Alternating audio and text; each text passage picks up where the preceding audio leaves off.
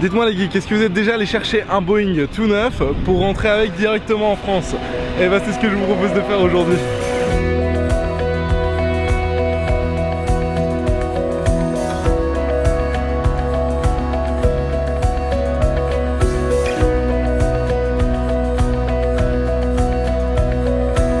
Ah, juste ici on a les potes là. Alors là ils sont concentrés. Salut. Je m'étais jamais approché aussi près d'un avion, c'est trop cool. Eh, il est tout neuf, les hélices elles sont propres, je sais pas si j'ai le droit de toucher ça. Mais vous allez voir dans la vidéo, on va voir beaucoup d'avions et je vais faire quelques bêtises. Je sais carrément pas si j'ai le droit d'être ici, regardez, je suis dans le train d'atterrissage, c'est là où les roues elles rentrent. C'est-à-dire que là t'as la roue, et la roue elle se plie, et elle rentre ici. Je n'ose pas toucher, je ne vais pas toucher, mais c'est juste beaucoup trop énorme et beaucoup trop cool. Yeah. Bon, on est dans le Boeing de Transavia. C'est un 189 places et à tout casser, je pense qu'on est 15. On est tous ceux qui avons été invités par ici. Et on peut s'installer où on veut. Ça sent le neuf, ça sent le cuir neuf. Je peux me balader autant que je veux, c'est trop cool. Alors si vous me demandez ce que je fais dans un Boeing 737 quasiment vide, et ben en fait j'ai été invité par Transavia, qui est la compagnie low cost de Air France, pour aller chercher cet avion tout neuf à Seattle. On a commencé par visiter les locaux de Boeing et ça c'était trop cool. Si vous avez pour objectif d'acheter un Boeing, bah vous passez ici à Seattle au QG de Boeing et en fait vous allez pouvoir tout à fait définir l'intérieur, le style de votre avion. Et ce qui est vraiment très cool, c'est la pièce qui est juste ici. C'est un faux avion et tu peux voir. Ils ont vraiment reproduit tout à l'identique comme dans un avion. Et t'as les petits hublots, tu as hop des trucs à bagages, hop. Et un truc que j'aime bien, parce que c'est des geeks, hein, ils ont mis des LED en haut. Et vous voyez là, par exemple, il y a une ambiance un petit peu bleue, un petit peu sympa. Et si jamais, hop, tu veux changer la couleur, bah tu peux par exemple mettre Sunrise. Et là, on voit qu'il y a du orange qui arrive. Là, c'est un petit peu plus cool que si on mettait par exemple Night. Et bah là, l'orange disparaît, il y a du bleu qui apparaît, c'est vraiment cool. Et donc là-bas, tu choisis tes différents matériaux pour ta moquette, pour ton siège, pour tout ce que tu veux en fait. C'est trop cool en fait, quand t'achètes un Boeing, c'est comme une voiture, tu choisis les options. Alors je sais pas si parmi vous il y en a qui ont déjà acheté une cuisine, bah dans un avion c'est un peu préparé, en fait tu peux choisir ton modèle de cuisine pour le personnel. Ça peut être ici, on a d'autres modèles. Et donc cette petite cuisine d'avion, ça s'appelle un galet. Là vous voyez c'est vide, il n'y a pas les équipements à l'intérieur. Et là on en a un autre qui est plein. Alors qu'est-ce qu'il y a à l'intérieur? C'est quoi? C'est des frigos ça? Ça c'est four, à mon avis. Ah d'accord. Ça c'est four. D'accord, c'est une cuisine équipée version avion. Trop cool. Vous pouvez avoir de ça sert à bloquer celui qui est derrière justement. Là c'est juste pour stocker des choses, non?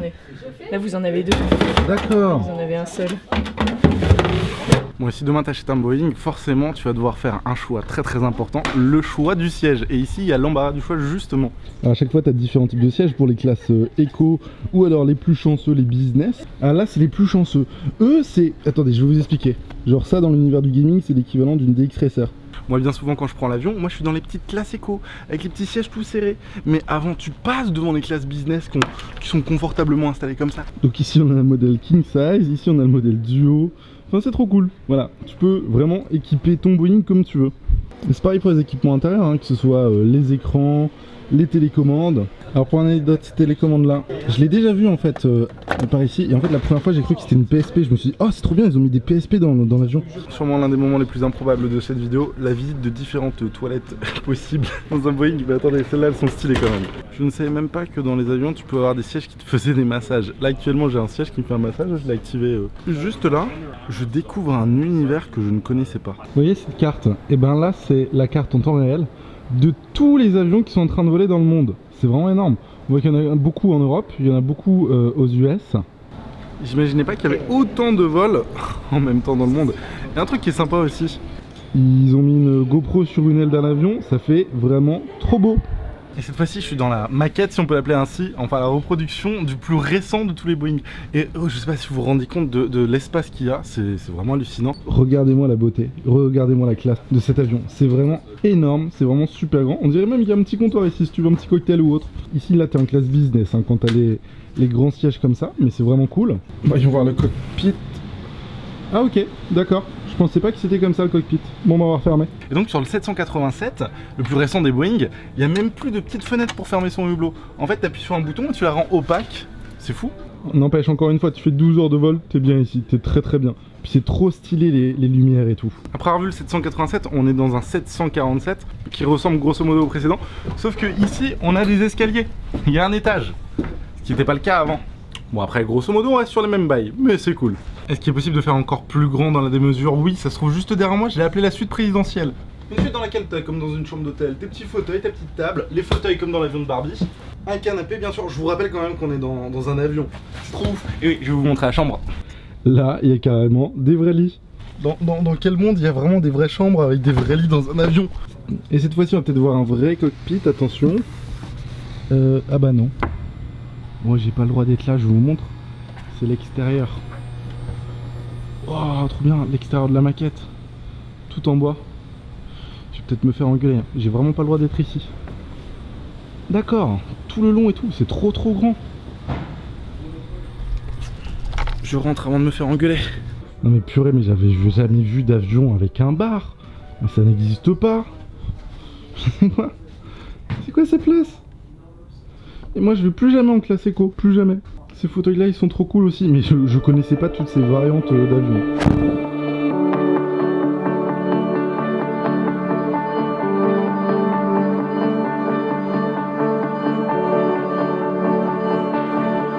Alors juste après, je vous jure, on va rentrer dans le cockpit. Et là, c'est... Oh, encore une fois, je sais pas si j'ai le droit d'être ici. J'ai trouvé la réserve de bouffe et c'est pas le meilleur bon plan ça de la vie. Il y a les gâteaux là, il y a des trucs à bouffer. On retient l'info pour plus tard. Alors qu'est-ce qu'on a? On a plein de boutons partout, c'est super impressionnant. Comment tu te repères? Ça a l'air impressionnant, mais en fait, tout est très bien organisé. Ouais. Déjà, la première chose qu'il faut comprendre, c'est que tout est doublé dans un avion. Il y a deux pilotes, Ouais. on est capable Hop. de faire la même chose Et tous hop. les deux. C'est en cas où il y en a un qui sera malade ou autre. Exactement. Il y a deux manches pour piloter l'avion, il y a deux Ouais. manettes de gaz. On voit que les instruments sont doublés, on trouve les mêmes informations. Ah oui, c'est les mêmes écrans Voilà. donc. Quand on a compris ça, déjà on se dit bon, si je connais la moitié, Voilà. donc ça en fait, ça nous permet de piloter quand on voit pas dehors. D'accord. Normalement on regarde dehors, on voit l'horizon et voilà. Au milieu là, c'est le symbole de l'avion. Les ailes, ça reproduit le ciel, la terre. Alors à gauche, on a, c'est marrant parce que sur tous les avions du monde c'est comme ça. Ouais. À gauche on a la vitesse, Ouais. à droite on a l'altitude, Ok. et là on a le cap. Ça forme un T.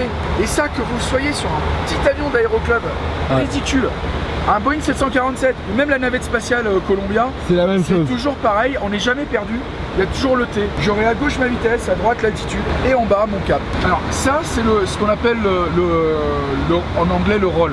D'accord. C'est ce mouvement là. Ok. Ça c'est ce qu'on appelle le pitch, c'est ce mouvement là. Ok. Mais avec un avion on a aussi la dérive, la queue à l'arrière. Et avec un avion, non seulement je viens de vous montrer, on peut faire ça, Ouais. on peut faire ça, mais on peut aussi faire ça. Tout à fait. Et ça, c'est avec les pédales. Ça, c'est des normes. C'est vraiment, on n'est pas perdu en fait. Donc tu saurais conduire un autre avion au final. Ah, j'ai pas dit ça. Tu saurais te repérer facilement dans un autre avion. Un pilote qui a de l'expérience, qui a fait un peu plusieurs avions un peu différents, il aurait cette facilité à aller rapidement trouver une information. Bon, ça veut pas dire qu'il peut être opérationnel sur cet avion. Hein. Attends, en cas de feu moteur, il faut appuyer là. Là parce que t'as un extincteur pour les moteurs. Ouais. C'est vrai ou c'est pas vrai? Moi, si j'ai un feu moteur, la première chose que je vais faire, tu sais ce que je vais faire? Dis-moi. Je vais piloter l'avion. Avant d'aller toucher des boutons, je vais d'abord piloter l'avion. On va d'abord piloter l'avion, et après, quand on est sûr que la trajectoire est assurée, que l'avion est piloté à de la vitesse, va découcher, après, on va traiter le problème. Et dernière question, les casques Bose alors ils sont bien? Ah, ils sont top. Parce que moi aussi j'ai un casque Bose. Hein. Je suis presque un pilote. Merci beaucoup les gars. Eh, Merci beaucoup. Bon vol. impeccable. Et franchement, vous avez le plus beau bureau du monde. Moi, j'encourage hein, les gens qui veulent se lancer dans ce métier. Allez-y, c'est top. Merci encore. Je t'en prie. Avec Ciao, plaisir. ciao. On a aussi visité l'usine de Boeing et ça c'était immense. Je vous montre quelques images.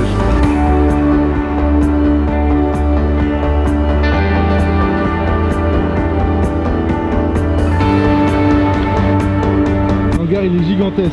Je compte 2, 4, 6, 8, 9, 10, 11, 12, 13, au moins 14 avions dans tout ce hangar. Et c'est qu'une seule partie du hangar. Savoir qu'ils mettent moins de 2 semaines à assembler un Boeing, ça c'est très impressionnant. Assembler, hein, j'ai bien dit pas construire parce qu'il y a des parties de l'avion qui viennent de 21 pays différents, dont la France. Petite chose rigolote, dans toute l'usine il y a des petites lampes vertes, orange et violettes. Vert c'est quand tout va bien.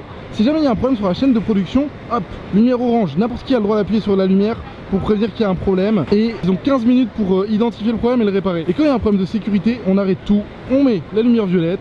Et là ils ont 2 heures pour la trouver. Parce qu'à chaque minute où ils construisent pas, bah ils perdent des milliers d'euros, j'imagine. Alors ça a l'air d'être un peu le bordel, mais a priori c'est plutôt bien réfléchi parce qu'en fait vous avez à côté de chaque avion tous les équipements nécessaires qu'on doit rentrer dedans. D'ailleurs, comme vous pouvez le voir, chaque avion il est posé sur une plateforme en fait pour pouvoir le déplacer très facilement.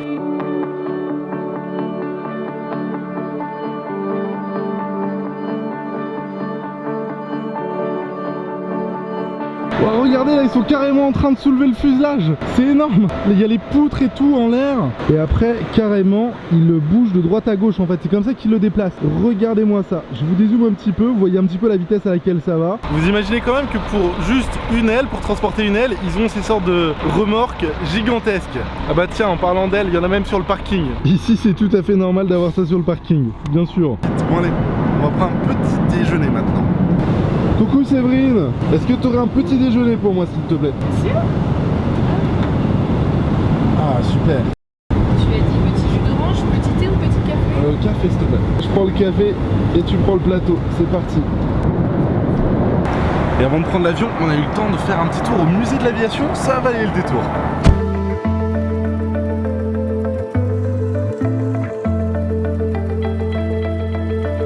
Voilà, on a une réplique d'une navette spatiale. Bon, bah, voici les toilettes de l'espace. Alors je sais pas comment ça fonctionne. Bon, dans le principe, je pense que c'est toujours à peu près le même principe. T'as un trou, là tu mets tes pieds. Ah, et tu te tiens au poignet. Eh bah oui, pour pas t'envoler. Tu mets le petit tuyau où il faut.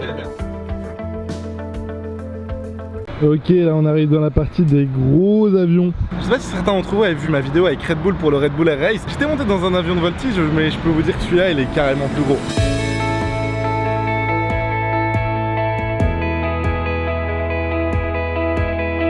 L'US Air Force, donc celui des années 50-60, c'est l'avion présidentiel américain. On va aller faire un petit tour. Dites-vous quand même que c'est pas une réplique, hein. On est dans le vrai avion présidentiel des années 50 de Nixon. Et là, on a le petit salon du président. Oh putain, il avait une salle de bain. La petite salle de bain présidentielle, s'il vous plaît. Le président, il avait son téléphone fixe dans l'avion, ses petits fauteuils, son petit canapé pour faire des soirées, tout ça. Et genre, il s'asseyait ici, il y avait ses ministres et ses conseillers en face. Mais c'est trop cool. Ils avaient même des plaques, c'est quoi, c'est des plaques à gaz ou j'en sais rien. Est-ce que je peux faire pipi là où a fait le pipi le président? Non, c'est fermé. Dommage. Le cockpit, on voit qu'il est vieux, hein. Et on voit qu'ils avaient énormément de boutons à l'époque, sur le plafond même. Sur l'avion présidentiel, il y avait la Communication Station. Grosso modo, à l'époque, ils n'avaient pas de portable, donc ils avaient besoin de tout ça. Et en fait, je viens d'apprendre que cet avion-ci, c'est celui qui a ramené en fait le corps du président Kennedy après son assassinat en fait de Washington à Dallas, ou Dallas à Washington. Bref, c'est celui-là qui l'a ramené. C'est fou, c'est triste.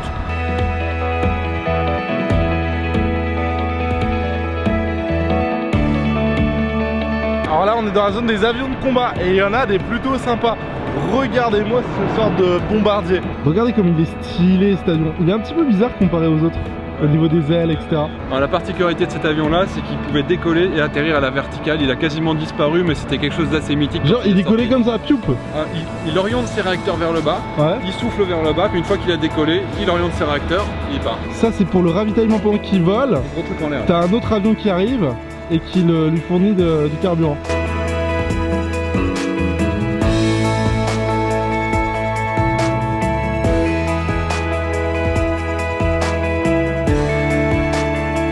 C'était vraiment trop génial, j'ai adoré. J'espère que vous aussi, n'hésitez pas à me le dire en commentaire.